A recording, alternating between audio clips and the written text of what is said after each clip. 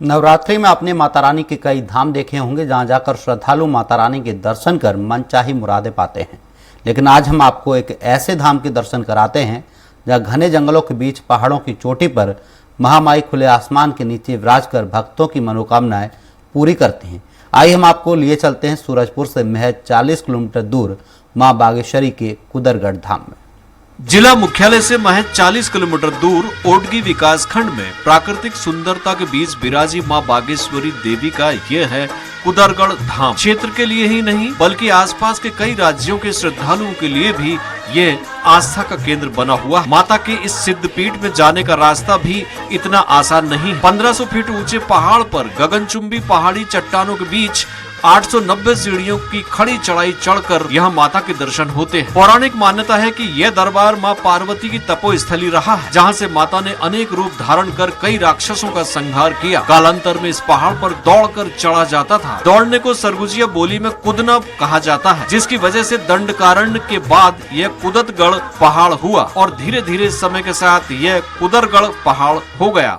देवी उसके किले में ही स्थापित थी, जिसे चोरों ने उस समय चोरी करके ले जा रहे थे, लेकिन माता की इतनी महिमा थी कि वह चोर इसको उठा नहीं पाए और रास्ते में ही छोड़ के चले गए।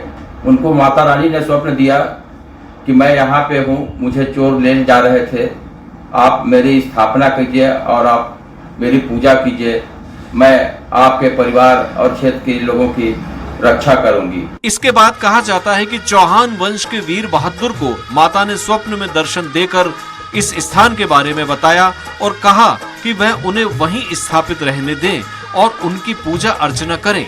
इसके बाद वीर बहादुर ने अपने साथियों के साथ उस स्थान की खोज प्रारंभ की और तब से लेकर आज तक चौहान वंश के वंशजों द्वारा ही देवी की पहली आरती और श्रृंगार किया जाता है। और भैया बहादुर ने ही वहाँ के स्थानीय चेरवा समाज के बैगाव को पूजा की जवाबदारी सौंपी, जो आज भी निरंतर चले आ रहा है। चौहान वंश भैया थान के परिवार के लोग आज भी नवरात्रि, शारदीय नवरात्रि और चैत्र नवरात्रि में यहाँ पूजा पाठ सब परिवार करते हैं। यहाँ नवरात्र के अवसर पर लाखों की संख्या में श्रद्धालु माता की पूजा अर्चना कर अपनी मनोकामना के लिए बरगद के पेड़ पर नारियल बांधकर मन्नत मांगते हैं। वहीं इस धाम में एक ऐसा कुंड भी मौजूद है जिसका पानी कभी नहीं सूखता। इस कुंड को विजय कुंड कहा जाता है। इस कुंड का पानी तपती गर्मी में भी ठंडा पानी देता है, जिससे श्रद्धालु अपनी प्यास बुझाते हैं। वहीं इस कुंड को लेकर मान्यता है कि यहाँ अगर सिक्का पानी में डालकर माता रानी से कुछ मांगा जाए तो वह मन्नत अवश्य ही पूरी होती है। इस वजह से माता के धाम से लौटते वक्त कई भक्त यहाँ रुककर कुंड में सिक्का डालते हैं और माता रानी से अपनी मन्नत मांगते हैं। 814 सीढ़ी तक क्या है, आदमी का वैसे भी थकान लगने लगता है।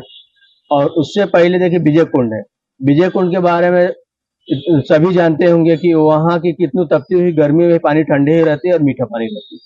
और क्या है, वहाँ भी मनोकामना पूर्ण होती है। जो लोग सिक्का डाल के मनोकामना मांगते हैं वो भी पूर्ण होती है। माता के दरबार में पहुँचने के लिए सीधी खड़ी चढ़ाई है, जिसको चढ़ पाना हर एक के लिए संभव नहीं है।